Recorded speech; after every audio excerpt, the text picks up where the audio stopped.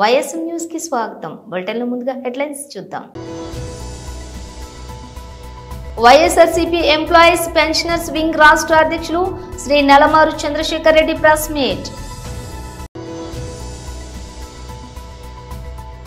Doctor S Prakash Reddy మరియు Shri yes Kumar మరియు శ్రీ కొండేటి శ్రీధర్ మీడియాతో మాట్లాడుతున్నారు.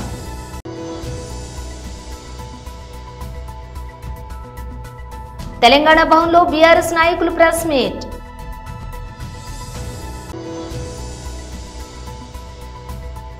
హరిహర వీరమల్లుకు పవన్ డబ్బింగ్ పై మేకర్స్ ఆసక్తికర పోస్ట్. ఇక డీటెయిల్స్ చూస్తే వైఎస్ఆర్సీపీ ఎంప్లాయీస్ పెన్షనర్స్ వింగ్ రాష్ట్ర అధ్యక్షులు శ్రీ నలమారు చంద్రశేఖర్ రెడ్డి ప్రెస్ మీట్. గ్రామ సచివాలయ ఉద్యోగస్తులు ఇప్పటికే P4 అంటూ ఆ P4కు సంబంధించినటువంటి వివరాలు సేకరించడంలోనైతేనేంటి, వివిధ రకాలైనటువంటి వర్క్స్, మిస్సిలేనియస్ వర్క్స్ అన్నీ కూడా ఈ గ్రామ సచివాలయ వ్యవస్థ ఉద్యోగస్తుల మీద పెట్టి వాళ్ళతో పని చేయించుకుంటూ 26వ తారీఖున మీరు రెస్పాండ్ కాలేదు,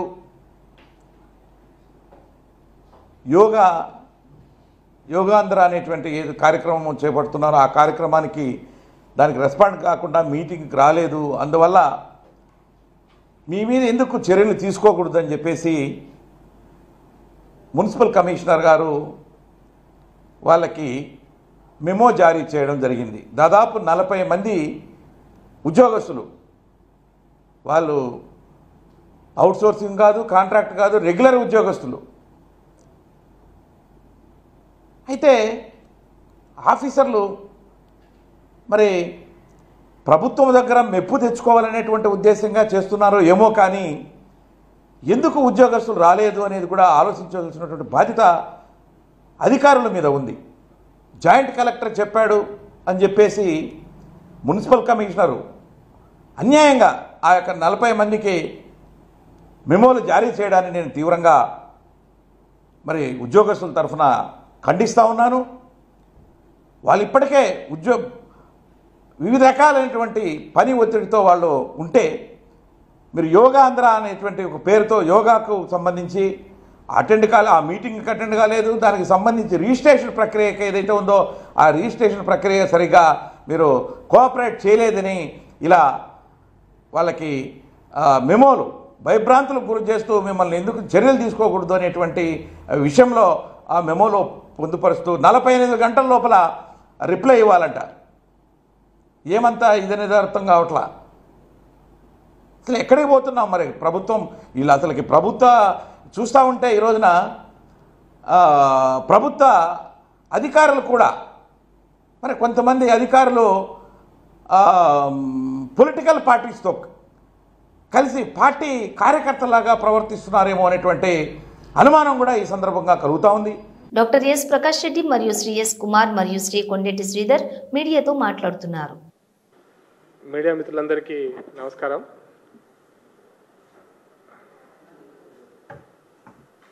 భారత ప్రభుత్వం నిన్నటి రోజు కేంద్ర కేబినెట్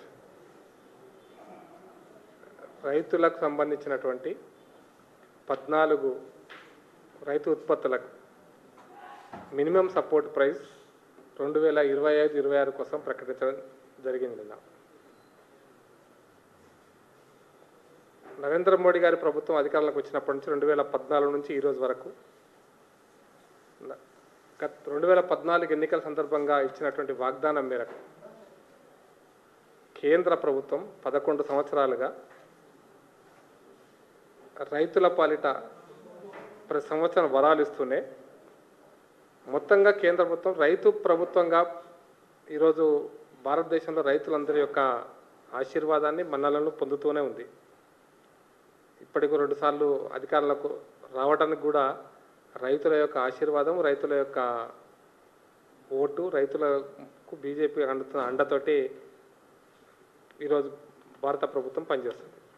ముఖ్యంగా 2014 ఎన్నికల మేనిఫెస్టోలో భారత ప్రభుత్వం చాలా స్పష్టంగా భారతీయ జనతా పార్టీ భారత ప్రభుత్వం ఏర్పడే కంటే ముందు భారతీయ జనతా పార్టీ చాలా స్పష్టంగా మేము అధికారంలోకి వస్తే రైతుల ఆదాయాన్ని రెట్టింపు చేస్తాం, రైతుల ఆదాయాన్ని ఖచ్చితంగా పెంచుతాం అనేటువంటి లక్ష్యంతో మొదలుపెట్టినాం. ఆ లక్ష్యంలో భాగంగానే రైతుల ఆదాయాన్ని పెంచేటువంటి దాంట్లో భాగంగానే ప్రతి సంవత్సరం రైతుల యొక్క పంటల ఉత్పత్తులను, ముఖ్యంగా 24-23 ఎంఎస్పి పంటలను, వాటితో పాటు ఎంఎస్పిలో లేనటువంటి పంటలకు కూడా జాతీయ స్థాయిలో రైతులకు లాభసాటి ధర వచ్చే విధంగా, మళ్ళీ గిట్టుబాటు ధర కాదు, చాలా స్పష్టంగా చెప్తాను, లాభసాటి ధర వచ్చే విధంగా భారత ప్రభుత్వం ప్రయత్నం చేస్తుంది. దాంట్లో చాలా స్పష్టంగా చెప్పడం జరిగింది. భారతీయ జనతా పార్టీ ఎలక్షన్స్ మేనిఫెస్టోలో రైతుల యొక్క ఉత్పత్తిని అందరూ మీరు 50% అయ్యిందానాయా, ఎంఎస్పి పంచితేనే 50% కాదనేటువంటి అభిప్రాయంతో ఉన్నారు. అది కాకుండా భారతీయ జనతా పార్టీ చాలా స్పష్టంగా ఒక విషయం చెప్పింది.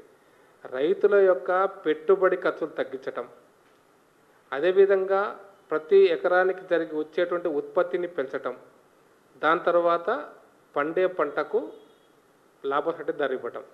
ఆ లాభసాటి ధర ఇవ్వటంలో భాగంగానే ప్రతి సంవత్సరం మినిమం సపోర్ట్ ప్రైస్ ఎంఎస్పిలో ఉన్నటువంటి 23 ఉత్పత్తులకు కాకుండా మిగతా వాటికి కూడా ఇవన్నీ కూడా లాభసాటి ధర ఏ విధంగా వచ్చే విధంగా, అది మిర్చి కావచ్చు, మిగతా పంటలు ఏవైనా ఉంటే వాటన్నిటికి కూడా లాభసాటి ధర వచ్చే విధంగా భారత ప్రభుత్వం ప్రయత్నం చేస్తుంది. నిన్నటి రోజున భారత ప్రభుత్వం వరికి 69 రూపాయలు పెంచింది, అదేవిధంగా పత్తికి 501 రూపాయలు పెంచింది, మిగతా శనగలు, పెసర్లు, కందులు వాటికి కూడా 450 రూపాయలు, అదేవిధంగా పెసర్లకి 86 రూపాయలు విధంగా ధర పెంచుతూ వచ్చింది. సుమారుగా 2013-14ను పోల్చుకుంటే ఈ 11 సంవత్సరాలలో వరికి 13-14లో 1300 రూపాయలు ఉంటే ఈ రోజున 2369 రూపాయలు మొదటి రకానికి, 2389 రూపాయలు రెండో రకానికి, సుమారుగా 81% అప్పటికి ఇప్పటి కంపేర్ చేసుకుంటే ఎంఎస్పి యొక్క ధర పెంచడం జరిగింది. వీటితో పాటు జొన్నలు, రాగులు, మొక్కజొన్న వీటన్నిటికి కూడా అప్పుడు 2400 రూపాయలు ఉన్న మొక్కజొన్న ఇప్పుడు 2400 1310 రూపాయలు ఉన్న మొక్కజొన్న ఇప్పుడు 2400 పెరిగింది. తెలంగాణ భవన్లో బీఆర్ఎస్ నాయకులు ప్రెస్ మీట్ సత్కారం చేస్తూ మాట్లాడిన విషయంలో మీ ముందుకు రావడం జరిగింది. దాదాపుగా 34 మంది ఎంబీబీఎస్ స్టూడెంట్స్కి, ఐఐటి నీట్లో 88 మంది స్టూడెంట్స్, మిగతా ఒక 162 మంది, ఒక 20 వీళ్ళందరికీ కూడా కంగ్రాట్స్ చెప్తా ఉన్నాను. ఎంబీబీఎస్లో సీట్ సాధించిన స్టూడెంట్స్కి, నీట్లో సాధించిన స్టూడెంట్స్కి, ఐఐటీలో సాధించిన స్టూడెంట్స్ అందరికీ కూడా బీఆర్ఎస్ పార్టీ తరఫున కంగ్రాచులేషన్స్.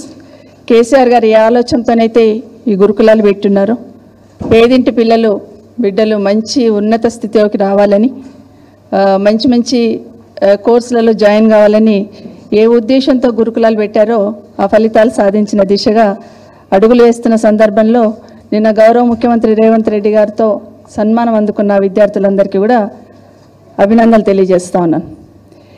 ఇదే కాదు, 10 సంవత్సరాలలో ఏం చేస్తారని మాట్లాడున్నాను నేను. ముఖ్యమంత్రి గారు ఒక గురుకులాలలోనే దాదాపుగా 10 సంవత్సరాలలో స్టూడెంట్స్ అందరూ అచీవ్ అయిన స్టూడెంట్స్ దాదాపుగా 6652 మంది స్టూడెంట్స్ ఎంబీబీఎస్లో కానీ, నీట్లో కానీ, ఐఐఎంలో కానీ, అదేవిధంగా మిగతా సెంట్రల్ యూనివర్సిటీ, బీడీఎస్, జేఎన్ఎన్ ఇవన్నిట్లో కూడా అడ్మిషన్స్ సాధించి social welfare, tribal welfare, minority welfare, BC welfare, KGBV, model schools వీళ్ళందరూ కూడా 10 సంవత్సరాల్లో దాదాపుగా 652 మంది ఉన్నతి సాధించారు. నిజంగా చాలా సంతోషం అనిపించింది. ఇంత పెద్ద ఇన్స్టిట్యూషన్స్లో గ్రామీణ స్థాయి నుండి వచ్చిన విద్యార్థులు అడ్మిషన్స్ తీసుకోవడం అనేది సంతోషం అనిపిస్తుంది. అదేవిధంగా దాదాపు 1200 మంది పైచిలకు స్టూడెంట్స్ పెద్ద కంపెనీలలో ఉద్యోగాలు సాధించారు 10 సంవత్సరాలలో.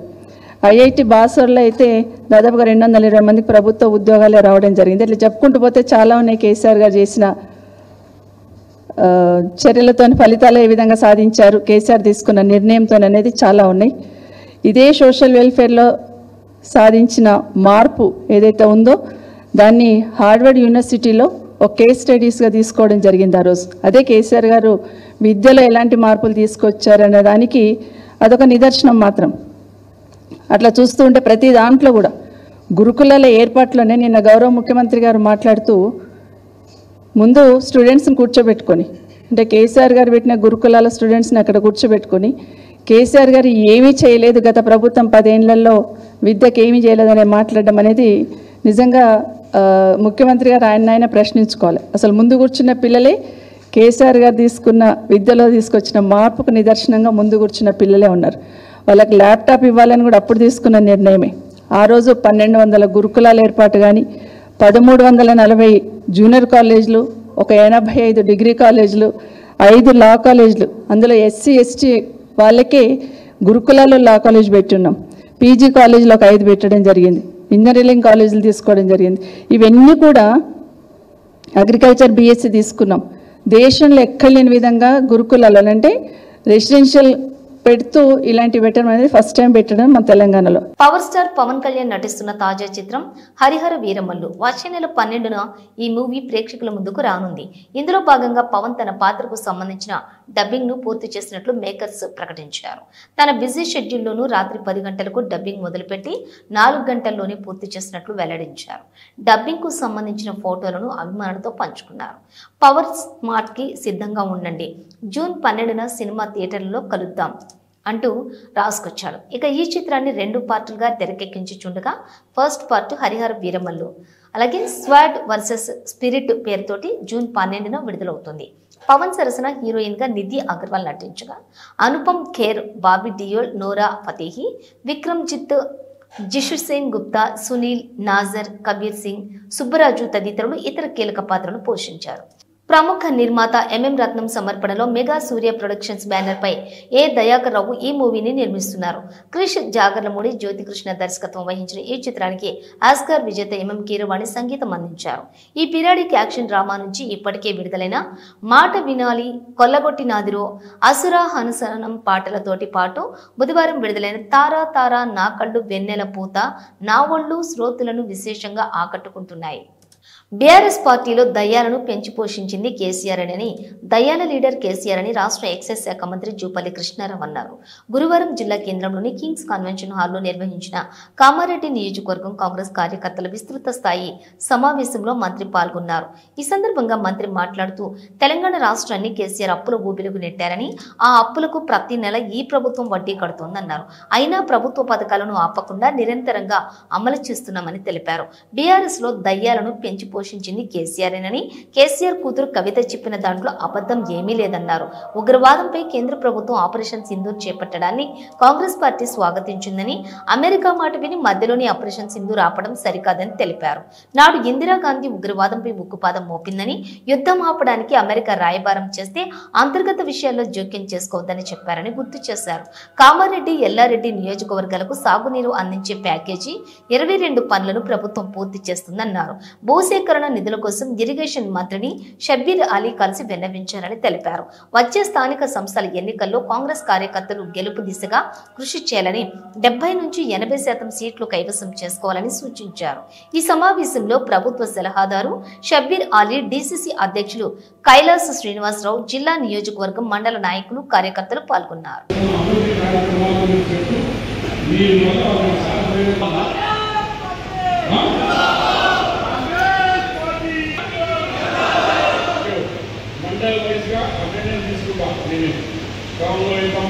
నాకు కూడా తెలిసింది మండల ప్రెసిడెంట్ నా ముందర షో చేస్తున్నాడా, నిజంగా మండలంలో ఏమన్నా ఉన్నారా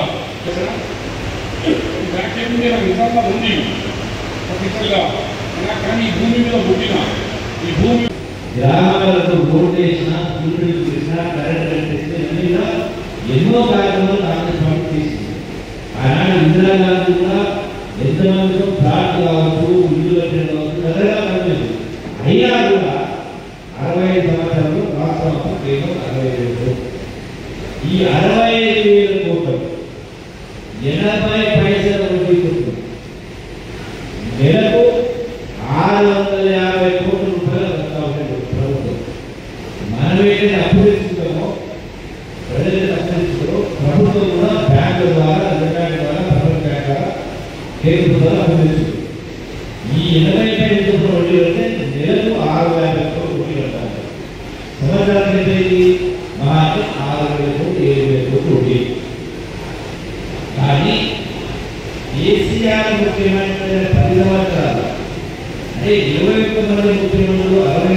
సంవత్సరాల్లో 65 అంటే ఒక ముఖ్యమంత్రి కేసీఆర్ 10 సంవత్సరాల కాలంలో చేసిన 8 లక్షల కోట్లు. ఈ 8 లక్షల కోట్లలో పాత 60,000 కోట్లు చేస్తే సుమారుగా 7 లక్షల కోట్లు. ఈ 7,30,000 కోట్ల రేవంత్ రెడ్డి ప్రభుత్వం విద్యా వ్యవస్థను బలోపేతం చేయడం కొరకే ప్రతిష్టాత్మకంగా ఇండియా పేరుతో ఇంటిగ్రేటెడ్ పాఠశాలలకు పరిగి ప్రాంతానికి నిధులు మంజూరు చేయడం సంతోషకరమని పరిగి ఎమ్మెల్యే రామ్మోహన్ రెడ్డి అన్నారు. ఈ సందర్భంగా విలేకరుల సమావేశంలో మాట్లాడుతూ గ్లోబల్ విద్యార్థులను తయారు చేయడం కొరకే పరిగి నియోజకవర్గంలో 200 కోట్ల నిధులతో ఇంటిగ్రేటెడ్ పాఠశాల ఏర్పాటు చేయబోతున్నామని, భవిష్యత్తులో విద్యారణ్య పూరి ప్రాంతం విద్యాలయాలకు హబ్గా మారబోతుందని తెలిపారు. 20 ఎకరాల్లో నిర్మించబోయే ఈ పాఠశాల పేద విద్యార్థులకు ఎంతగానో ఉపయోగపడుతుందని తెలిపారు. తెలంగాణ రాష్ట్ర వ్యాప్తంగా ఇంటిగ్రేటెడ్ స్కూల్స్ ఏర్పాటు చేయడం జరుగుతుంది. నిన్ననే పరిగి నియోజకవర్గానికి 200 కోట్ల రూపాయలతో ఎస్సీలకు, ఎస్టీలకు, బీసీలకు, మైనార్టీలకు ప్రత్యేకమైనటువంటి రెసిడెన్షియల్ స్కూల్స్ మన పరిగిలో విద్యారణ్యపురి అంటే మనం తుంగులగడ్డ అంటాం. అక్కడ మొన్ననే అధికారులను తీసుకొచ్చి మా నాయకులంతా కూడా బడా టౌన్ అధ్యక్షుడు Krishna, market committee chairman Parashuram Reddy, ఇంకా ఇక్కడ మా పిఎస్సిఎస్ చైర్మన్ యాదవ్ గారు, అయ్యూబ్ వైస్ చైర్మన్, ఇక్కడ ఉన్నటువంటి మా రాజు, ఇక్కడ కృష్ణారెడ్డి, మేమందరం కూడా మన సత్యనారాయణ వైస్ చైర్మన్, మేమందరం కూడా కలిసి రామకృష్ణారెడ్డి మేమంతా కూడా ఆ రోజు పోయినాం. అక్కడికి పోయి అక్కడ చూసి వచ్చినాం. సైట్ చాలా బాగుంది సైట్ అని తను గణపతి రెడ్డి గారు ఈ స్కూల్స్ కన్స్ట్రక్షన్ సంబంధించినటువంటి మెయిన్ ఉన్నతాధికారి ఆయననే వచ్చి ఆ స్థలాన్ని చూసి చాలా బాగుంది సైట్, ఇక్కడ అన్ని కూడా ఇన్స్టిట్యూషన్స్ ఉన్నాయి, డిగ్రీ కాలేజ్ ఉంది, జూనియర్ కాలేజ్ ఉంది, ఇక్కడ ఈ యొక్క ఇన్స్టిట్యూషన్స్ చాలా బ్రహ్మాండంగా మనం ఎస్టాబ్లిష్ చేయొచ్చు అన్న మాట ఆయన చెప్పిపోవడం జరిగింది. దాని ప్రకారం మనకు గౌరవ ముఖ్యమంత్రి గారు మన పరిగికి ఇంటిగ్రేటెడ్ స్కూల్ ఇవ్వడం మూలంగా సమాజంలో ఉన్నటువంటి వివిధ క్యాస్ట్లకు సంబంధించినటువంటి స్టూడెంట్స్ అంతా కూడా ఒకే ప్రదేశంలో ఒకే ప్రాంగణంలో పక్కపక్కన ఉండడం మూలంగా వారి మధ్య మంచి అవగాహన ఏర్పడి వాళ్ళు ఒక ఫ్రెండ్షిప్ కానీ స్పోర్ట్స్ కానీ వాళ్ళ భవిష్యత్తు లోపల ఎదగడానికి ఒక మంచి అవకాశం ఏర్పడే విధంగా ఈ 200 కోట్ల రూపాయలతో ఈ యొక్క ఇంటర్నేషనల్ మన ఇంటిగ్రేటెడ్ స్కూల్ అన్నది మన ప్రాంతానికి రావడం చాలా సంతోషదాయకం. గతంలోనే నేను ఈ యొక్క తుంగులగడ్డకు పోవడానికి పరిగి నుంచి ఒక ప్రత్యేకమైనటువంటి బ్రిడ్జ్ను కూడా నిర్మాణం చేయడం జరిగింది. అందుగురించే ఒక 15 గ్రామాల వాళ్ళకు మా అనంతరెడ్డి ఉన్నాడు, మిట్టకూరు నుంచి ఇక్కడనే వీళ్ళందరూ గ్రామాలకు పోవాలంటే చాలా కష్టమవుతుండే అప్పుడు బ్రిడ్జ్ లేకుండే. ఇప్పుడు మా అందరు కూడా ఈ యొక్క బ్రిడ్జ్ వేసినందుకు ప్రయాణం చేయడానికి అవకాశం ఏర్పడుతుంది. ఈ స్కూల్ లోపల ఇంటిగ్రేటెడ్ స్కూల్ లోపల పరిగే కాదు, మా యొక్క దోమ మండల అధ్యక్షుడు కూడా ఉన్నాడు విజయ్ కుమార్ రెడ్డి గారు, ఇంకా ఇతర. రైతు రాజ్యం అని చెప్పుకునే కాంగ్రెస్ ప్రభుత్వం రైతులను అన్నింట్లో నట్టేట ముంచింది. రామారెడ్డి మండలం బీఆర్ఎస్ నాయకుల సమావేశం. కామారెడ్డి జిల్లా బీఆర్ఎస్ పార్టీ రామారెడ్డి మండలం ప్రధాన కార్యదర్శి బుచ్చిరెడ్డి ఆధ్వర్యంలో విలేకరుల సమావేశంలో మాజీ ఎంపీపీ దశరథ్ రెడ్డి, మాజీ market committee director Padigela Srinivas తో కలిసి మాట్లాడటం జరిగింది. చింతకు చేరదామని వచ్చి ఇవాళ తెలంగాణ ప్రజలను నట్టేట ముంచిన వైనం కనిపిస్తుంది. ఏదో సాధిస్తాం అని చెప్పేసి కేసీఆర్ గారి మీద, తెలంగాణ రాష్ట్రం మొట్టమొదటి ప్రభుత్వం మీద అసత్య ప్రచారాలు చేసి ఇవాళ ఓట్లు దండుకొని తీరా గద్దెనెక్కినాక చూస్తే ఇవాళ నట్టేట ముంచినటువంటి రేవంత్ రెడ్డి ప్రభుత్వం రైతులకు అరిగోస, వాళ్ళు వరి పండిస్తే వాళ్ళ అరిగోస చూడడం జరుగుతుంది.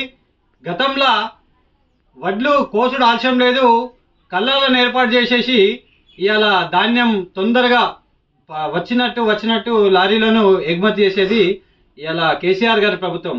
కానీ రేవంత్ రెడ్డి ప్రభుత్వం కోసినాక 15-20 రోజులు కళ్ళాల దగ్గరనే ఎదురు చూసే పరిస్థితి. ఇవాళ ఆ తీసుకుపోయిన ధాన్యానికి కూడా 15 రోజులు 20 రోజులకు పైసలు పంపించడం, తర్వాత బోనస్ ఇస్తాము సన్న రకానికి అని చెప్పేసి ప్రగల్భాలు వలుతూ ఇప్పటికీ నాట్లేసే టైం వచ్చినా కానీ ఇంకా బోనస్ రాని పరిస్థితి. మరి అలా రైతులు ఎదురు చూస్తూ ఉన్నారు ఆ పండించిన పంటకు ఇప్పటిదాకా బోనస్ ఎప్పుడు వస్తుందో అని చెప్పేసి. అలాగే ఇవాళ నాట్ల సీజన్ స్టార్ట్ అయింది, మరి ఇప్పటికీ కూడా సరియగు సేంద్రియ ఎరువులు అందుబాటులో లేవు. మరి కేసీఆర్ గారి ప్రభుత్వం వరి కోతలు ఎప్పుడైతే మొదలైతాయో అప్పుడే వచ్చే నాట్ల కోసం ఎరువులను సిద్ధం చేసేది. ఏ ఒక్క రోజు కూడా 10 సంవత్సరాల పాలనలో లైన్లు కట్టిన దాఖలా లేవు. ఇవాళ ఎరువుల కోసం ఎదురు చూసే పరిస్థితి లేదు. ఎరువులు ఎప్పుడు వస్తాయో అని కాదు, ఎరువులు తీసుకొని చల్లుదామని డైరెక్ట్ నేరుగా రైతులు సొసైటీ వద్ద తీసుకొని వెళ్ళిపోతుండే. మరి ఇవాళ మళ్ళా చూస్తే 10 ఏళ్ళు వెనుకకు కాదు, మళ్ళా రాజశేఖర రెడ్డి ప్రభుత్వం రోజులు గుర్తుకొచ్చేటట్టు చేస్తుండే రేవంత్ రెడ్డి గారు. ఇవాళ గదే చెప్పుల లైను, మళ్ళా అదే కుస్తీల పోటీ రామారెడ్డిలో. నర్సీపట్నం సభలో కొట్టుకున్న కౌన్సిలర్లు. నర్సీపట్నంలో గురువారం జరిగిన మున్సిపల్ కౌన్సిల్ సమావేశంలో టీడీపీ వైసీపీ కౌన్సిలర్లు శృతి మించారు. ప్రజలకు ఆదర్శంగా నిలవాల్సిన కౌన్సిలర్లు ఆవేశంతో తమను తామే మర్చిపోయి ఒకరిపై మరొకరు దాడికి దిగారు. అరుపులు కేకలతో సమావేశం దద్దరిల్లింది. కొట్టుకున్న కౌన్సిలర్లను విడిపించడానికి అధికారులు వెళ్లాల్సిన పరిస్థితి ఏర్పడింది.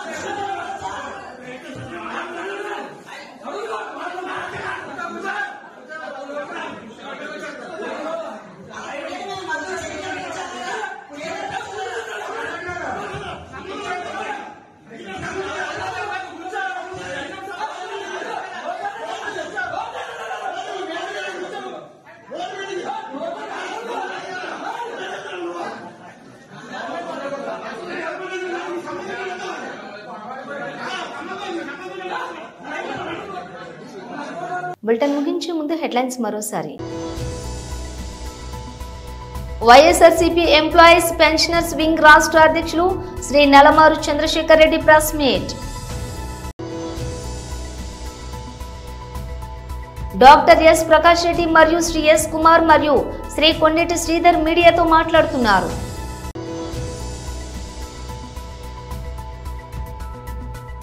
తెలంగాణ భవన్లో బీఆర్ఎస్ నాయకులు ప్రెస్ మీట్.